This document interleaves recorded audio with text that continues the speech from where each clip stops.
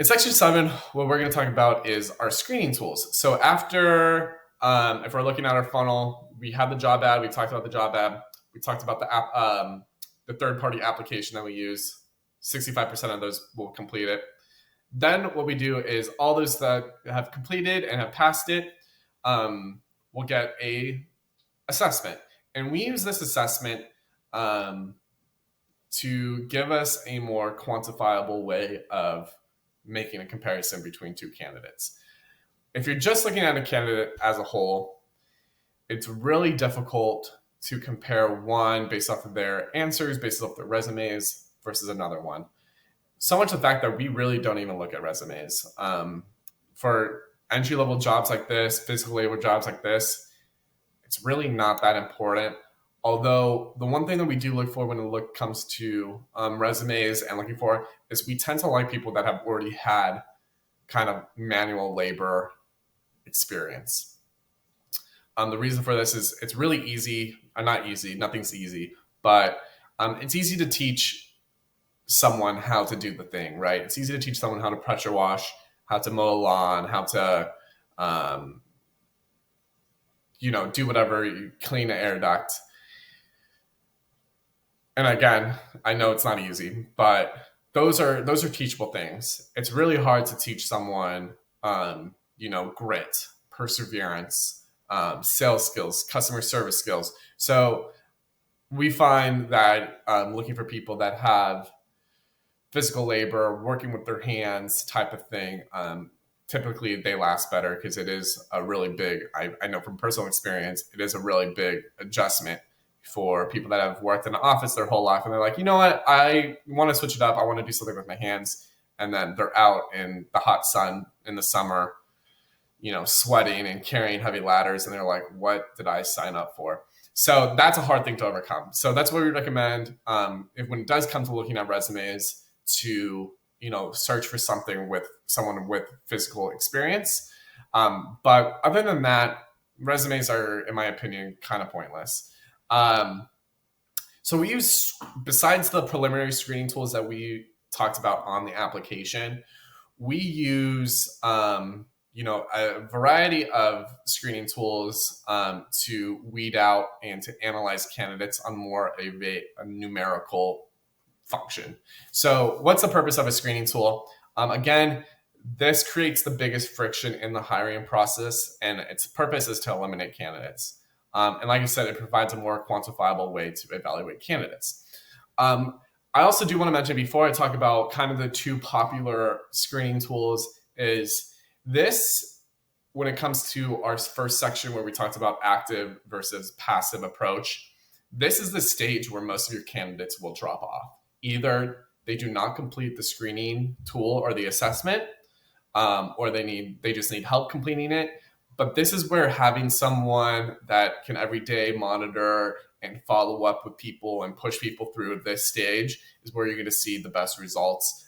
Because this is we want people to finish the assessment tool because we want to be able to judge them, on their scores, on the quantifiable stuff. We don't want to weed people out because everyday life distracted them, or they never saw the email, or they never saw the text message.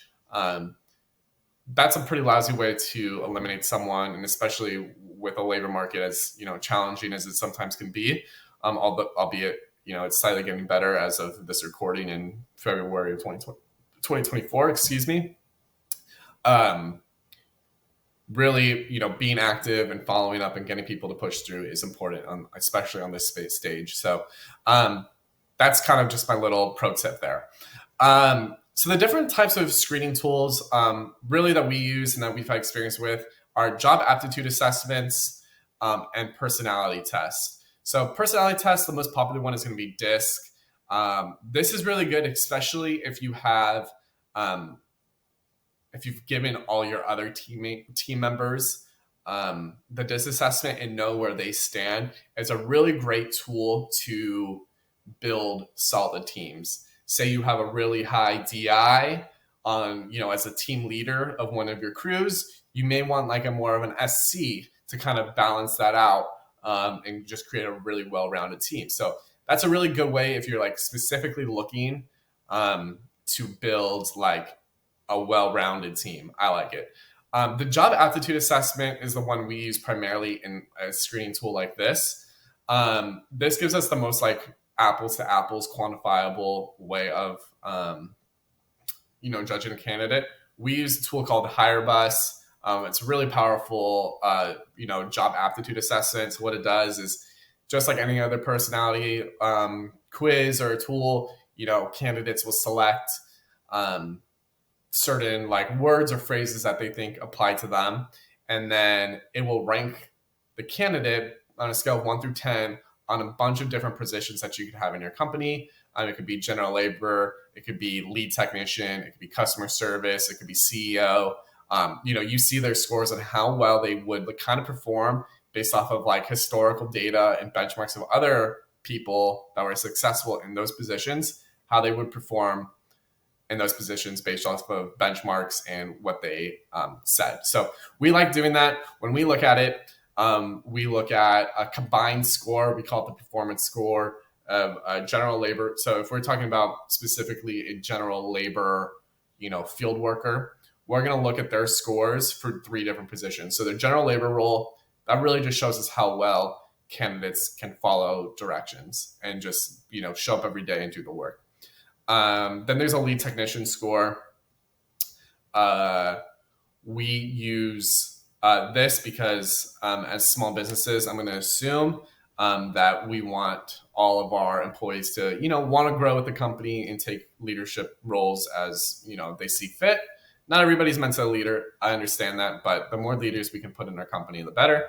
And then we look at a customer service score as our final, metric to look at when it comes to our job aptitude assessments. Just because, as you're well aware of, a lot of this is just customer service skills. And this, again, goes to a lot of the soft skills that are really hard to teach. So if they score high enough on all 3 of those fields, then we will say, yes, this person is good enough to go to our interview stage, and that's when we'll interview them. So we use either DISC. I have used this before, and I do like it. We use HireBus now, and they're good. I believe they cost somewhere in like the $175 range per month if you want to do it. If you work with us, you don't need an account. Great. So that's screening tools. That's how we can make more quantifiable apples to apples comparison on candidates.